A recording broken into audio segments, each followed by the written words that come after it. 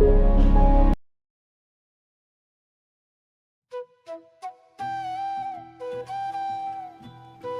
बहुत आभार एंड अभिनंदन आपके इस कहानी लेखन विशेष माह एपिसोड में। आज हम विग्रह कांड और एक बंजारन लड़की के भाग 4 में पढ़ेंगे, जहां मैंने पिछली बार आपको एक मोड़ पर लाकर जो है आपसे विदाई ली थी, जिसमें मेरा बस इतना निवेदन है खुदा से कि मैं आपके समक्ष केवल एक प्रेमी ही बनकर या सच्चा साथी बनकर रहना पसंद करूं।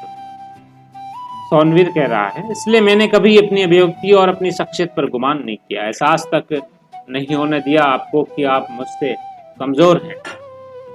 जिन बिंदुओं पर मैं घंटों डिबेट करता था ताकि उनकी नीति की रक्षा की जा सके, उनके एथिक्स की को सेव किया जा सकते हैं, बातों पर मैं आज चुप क्यों हूँ? क्योंकि वो अपनी जुबान से भी निकली है और आप मेरी जान हो, यानी कि वो आपके मुंह से निकली है। इसलिए मैं अपने उसूल बदल रहा हूँ और या उन उसूलों पर चुप, ऐसा अपनी प्रेमिका के बारे में विचार मंथन चल रहा है। आप मेरी जान हो, प्यार तो अंधा होता है ना, ये तो बात सही है, जाहिर सी बात है। क्यों सोनू, आपको मैंने अपने दिल से लगाया क्योंकि मैं आपको मेरी ताकत बनाना चाहता था, लेकिन आपने तो मुझे कमजोर कर दिया। आखिर मेरे साथ ऐसा क्यों किया? क्वेश्चनिंग चल रही है। मैंने तो सपने में भी किसी का भी दिल नहीं तोड़ा, फिर मेरे साथ ऐसा क्यों? पहली बार जो ये प्रेम हुआ है, प्रेम में जो है प्रेमी कह रहा है कि मेरा ये प्रथम प्रयास था और जिसमें मैंने मेरे से जो अटूट प्रेम आपसे हुआ, उस प्रेम को मेरे साथ धोखे से आपने क्यों तोड़ा? मैंने तो किसी के साथ धोखा नहीं किया। सेल्फ एनालिसिस चल रहा है। आपसे बस एक ही निवेदन मेरा कि आप इसे मेरी कमजोरी मत बनाने देना प्लीज। मुझे पूरा विश्वास है कि देर से ही सही पर आप एक दिन मुझे भी उतना ही प्रेम करोगे जितना मैं आपको करता। बड़ा अच्छा प्रसंग है। आपके मम्मी पापा के समक्ष मेरी इज्जत बरकरार रखने वाली सिर्फ आप ही हो और मेरा तो कोई कर भी नहीं है, लेकिन फिर भी मैं आपकी इज्जत और आपके आत्मसम्मान की रक्षा हमेशा करूंगा। ऐसा जो है वचन दे रहा है उन बादलों को, जिस प्रकार जयशंकर प्रसाद का जो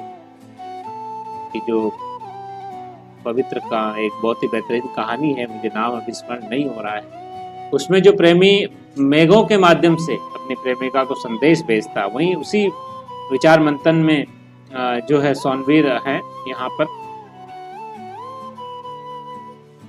वचनबद्ध हो गया।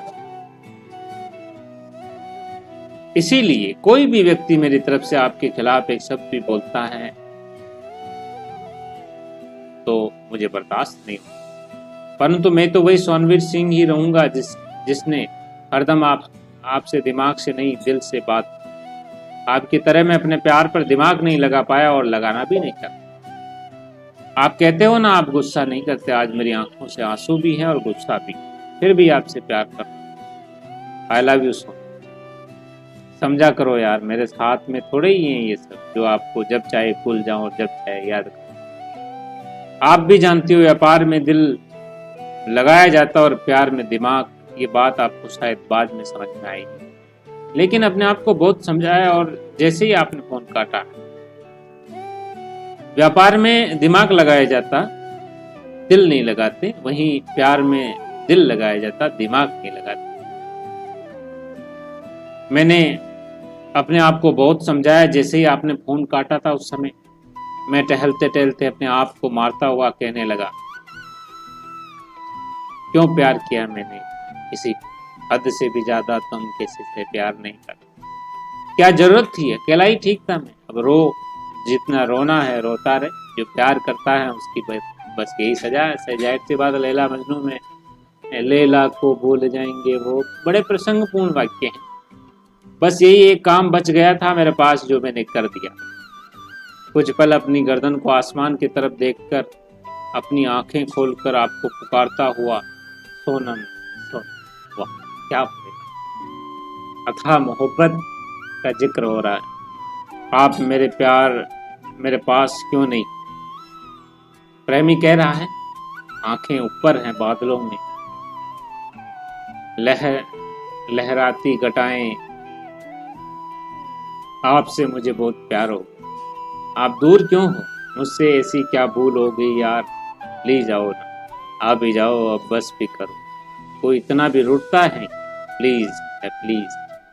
आवाज रुक सी जाती है, फिर चिल्लाता हूँ जोर से, सोनम, इतना आसान है क्या आपको याद किए बगैर रहना। सेम प्रसंग है जिस प्रकार जो है मेघ मेघ से जयशंकर प्रसाद की जो सबसे सुंदर कृति है, उस कृति में जिस प्रकार आशिक मेघ से कहता है जा संदेश ले जा, रास्ता मैं बता रहा हूँ, उसी प्रकार का यह प्रसंग है।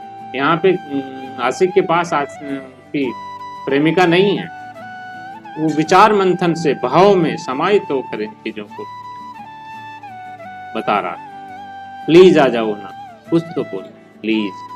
फिर जोर जोर से टहलने लगता हूँ, ऐसा मन कर रहा था कि छत से कूद जाऊं, तो मेरे हाथ पैर टूट जाएंगे या मैं ही खत्म हो जाऊंगा। फिर कम से कम आपकी यादें तो नहीं तड़ पाएगी और आपको भी सारी जिंदगी मिल जाएगी कुछ भी करने, क्योंकि मैं फिर आपको परेशान करने के लिए इस दुनिया में रहूंगा ही नहीं। रुक रुक कर रोते हुए चिल्लाने लगा, पागल लड़की, समझती क्या अपने आप को, इन हरकतों के सिवाय और क्या करता।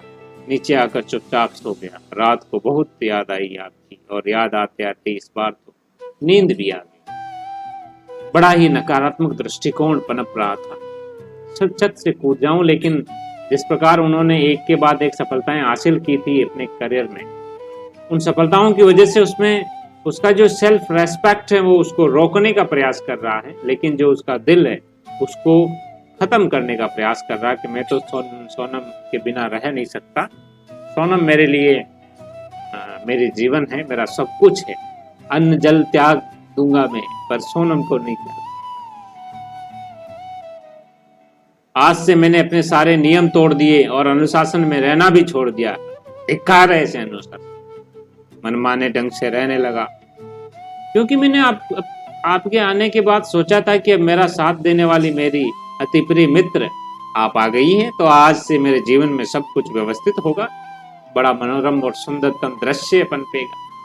ये सब मुझे न सिर्फ खुशियां दे रहा था, अपितु जीवन जीना भी सिखा रहा था। जीवन का ये दौर है जिसमें से गुजरना प्रत्येक व्यक्ति को चाहिए, गुजर कर इसमें खत्म नहीं होना, इससे बाहर भी निकलना आवश्यक है। परंतु सब कुछ अस्त व्यस्त हो गया जब आपने मुझसे बात करने के लिए मना कर दिया और मुझे अपने हाल पर अकेला छोड़। क्या बात, अगर ऐसा ही करना था तो फिर मेरे जीवन में आपकी आवश्यकता थी क्या?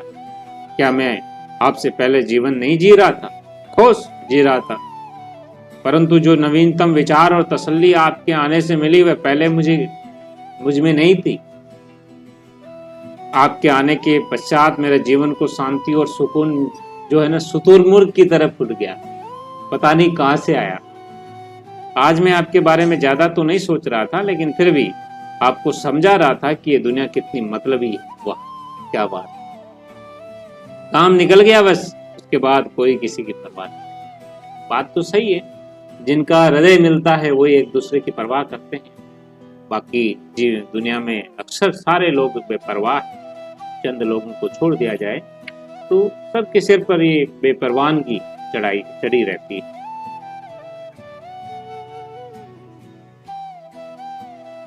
आज मैं आपके बारे में ज्यादा तो नहीं सोच रहा था, लेकिन फिर भी आपको समझा रहा था कि ये दुनिया कितनी मतलबी, काम निकल गया बस, उसके बाद कोई किसी की परवाह नहीं। लेकिन फिर भी आपकी परवाह मुझे रहती है, और आज भी मुझे आपकी तबीयत और आपके हालचाल के बारे में जानना। लेकिन मैं आपको फोन नहीं कर पा रहा था, अब तो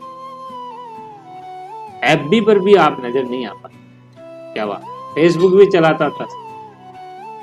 आज मेरी हालत और भी ज्यादा खराब होगी, क्योंकि मेरा दिल, मेरा दिमाग, मेरा मन, शरीर आपकी कमी महसूस कर रहा था।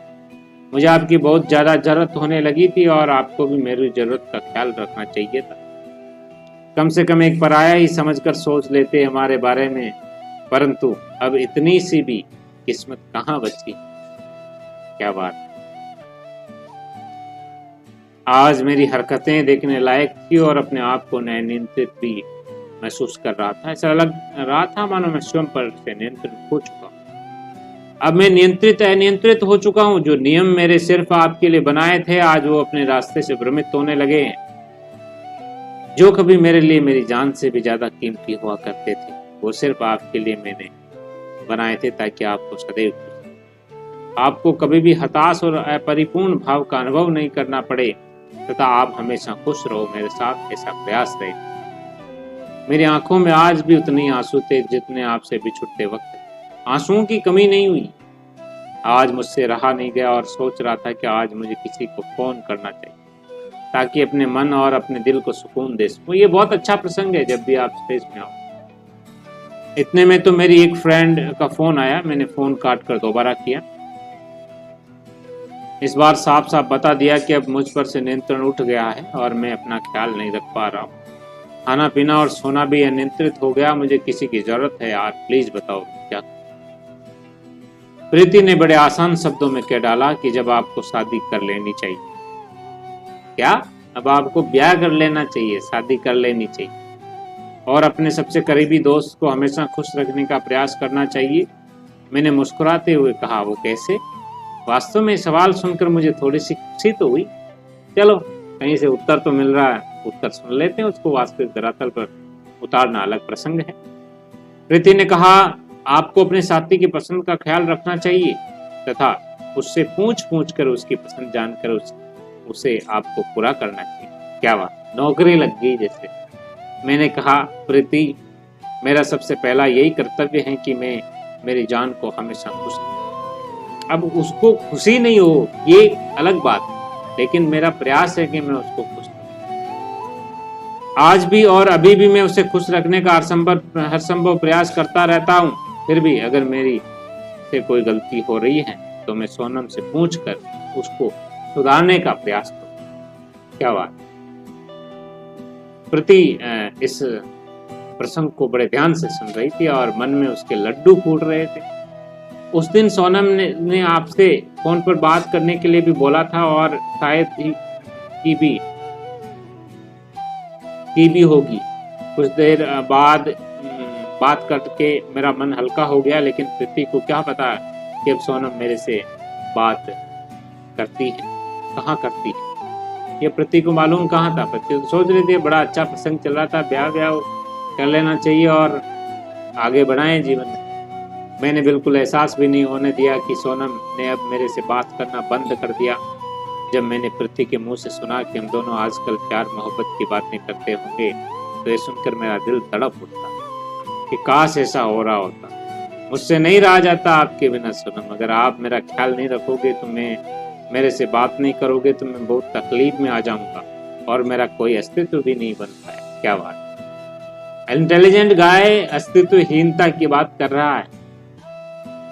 मुझे आपकी जरूरत है सोनम जी, आप ये बात समझ क्यों नहीं रही है। I want you please Sonam ji, हम रोज बात करेंगे प्लीज प्लीज। बस अपना हाथ दिल पर रखकर दिल को तसल्ली दे दे कि हाँ जरूर बात करें। वो आपसे उन्होंने वादा किया है। तुम नहीं जानते वो भी आपके बिना इतना ही तड़पती होगी जितना आप तड़प रहे हो। वो भी आपको बहुत मिस कर रही होंगी जितना आप मिस कर रहे हैं। इसी तरह अपने आप को तसल्ली दे। ये हर आशिक का प्रसंग है और आजकल तो आशिकों की भरमार है।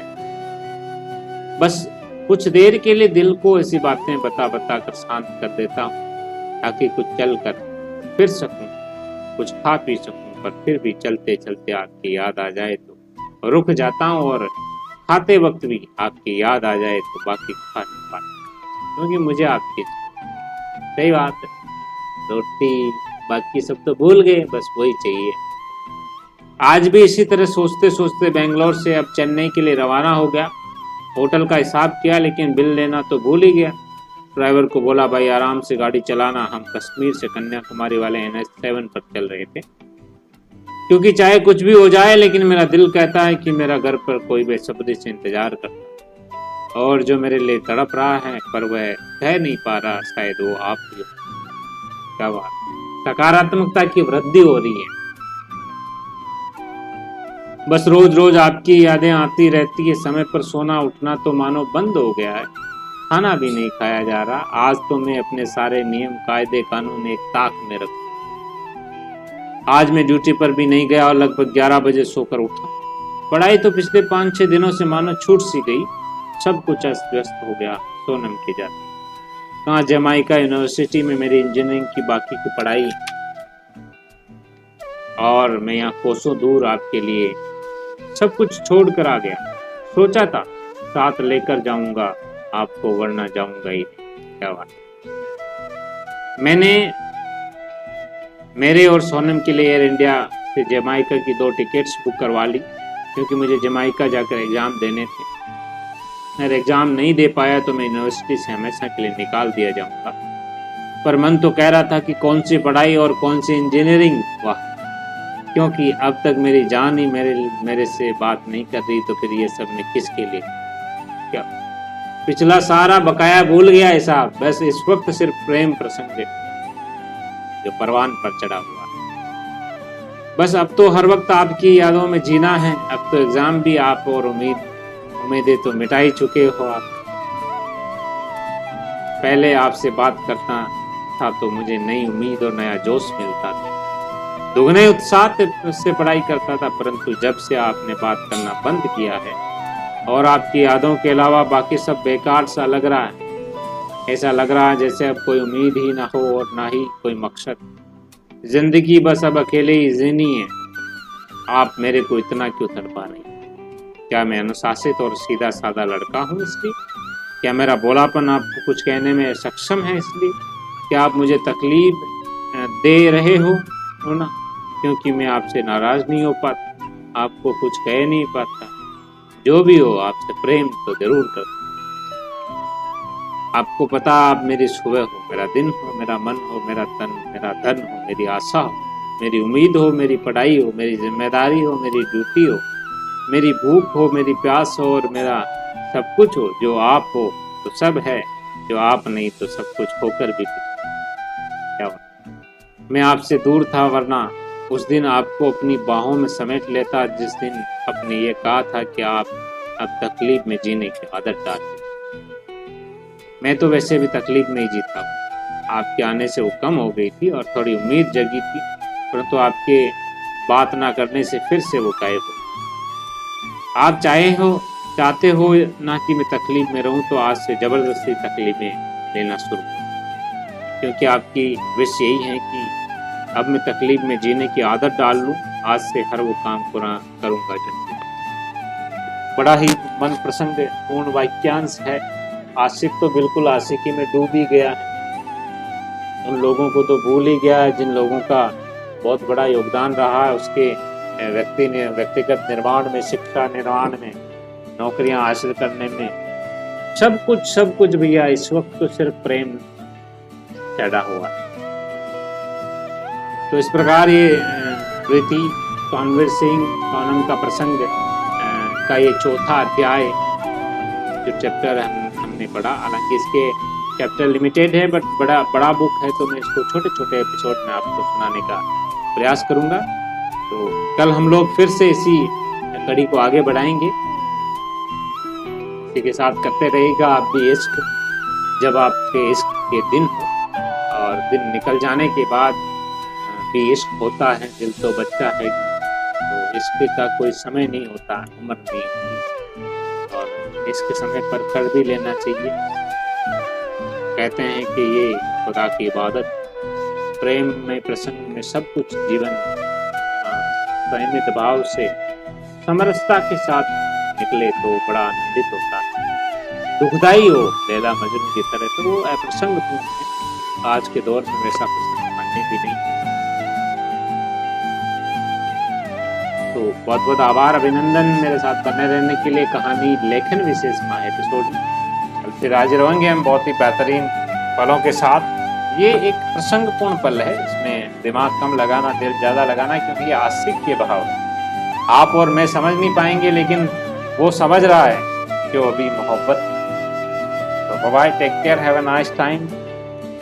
बने रहिए इसी तरह मेरे साथ। पूरा नॉवेल में आपको फ्री में यहाँ पे पढ़ाऊँगा। तो बड़े रोचक तथ्य आएंगे। अभी शुरुआत का दौर है जिसमें एनवायरमेंट क्रिएट होने में समय लग रहा है, लेकिन जो प्रसंग अंदर है, समाहित है, उसमें आपको बड़ा आनंद महसूस। बहुत बहुत आभार। Thank you so much.